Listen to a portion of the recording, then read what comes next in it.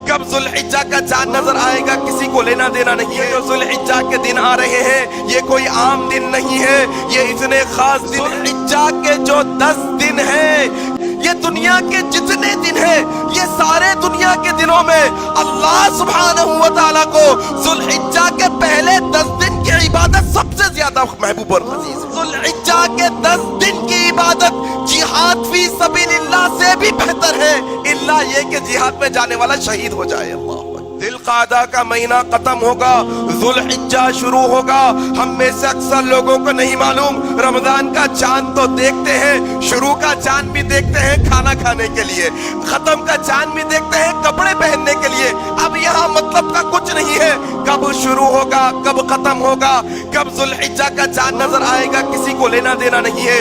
میرے بھائی اب یہ جو ذوالحجہ کے دن آ رہے ہیں یہ کوئی عام دن نہیں ہے، یہ اتنے خاص دن ہے۔ آؤ آج کے اس خطبے میں یہ چیز کو سیکھ کر جاؤ۔ راوی کیا کہتے ہیں؟ حضرت جابر بن عبداللہ رضی اللہ تعالیٰ عنہ کہتے ہیں، راوی کہتے ہیں، یہ صحیح ابن حبان کی صحیح روایت ہے، اللہ کے نبی صلی اللہ علیہ وسلم نے فرمایا ذوالحجہ کے جو 10 دن ہیں یہ دنیا کے جتنے دن ہیں، یہ دنیا کے جتنے دن ہیں یہ سارے دنیا کے دنوں میں اللہ سبحانہ و تعالیٰ کو ذوالحجہ کے پہلے 10 دن کی عبادت سب سے زیادہ محبوب اور عزیز ہے۔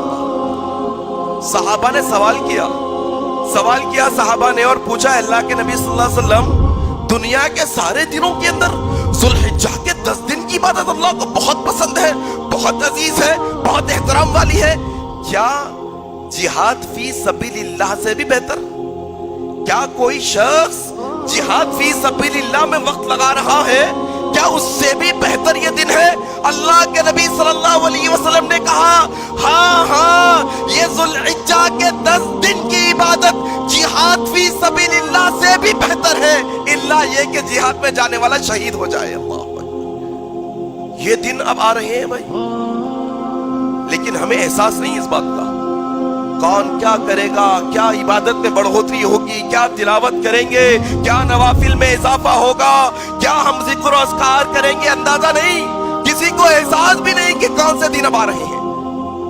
اور اللہ کی قسم، میرا رب جس چیز کی قسم کھاتا ہے اس کی عظمت بڑھا دیتا ہے، اور اللہ اسی کی قسم کھاتا ہے جس کی عظمت ہوتی ہے۔ والفجر ولیال عشر، قسم ہے فجر کی، قسم ہے 10 راتوں کی، ولیال عشر۔ ابن کثیر رحمہ اللہ اور بہت سارے مفسرین کہتے ہیں کہ اللہ سبحانہ و تعالیٰ یہ جو 10 راتوں کی قسم کھا رہے ہیں یہ 10 راتیں کوئی اور نہیں بلکہ ذی الحجہ کی 10 راتیں ہیں۔ اللہ اکبر۔ پھر اللہ کے نبی صلی اللہ علیہ وسلم نے فرمایا مجھے اللہ تعالیٰ سے امید ہے، مجھے اللہ سے امید ہے جو کوئی یوم العرفہ، عرفہ کے دن کا روزہ رکھے گا، مجھے اللہ سے امید ہے کہ اللہ سبحانہ و تعالیٰ اس روزے کو اس کے 1 سال پچھلے 1 سال اگلے کے گناہوں کا کفارہ بنا دے گا۔ اللہ اکبر۔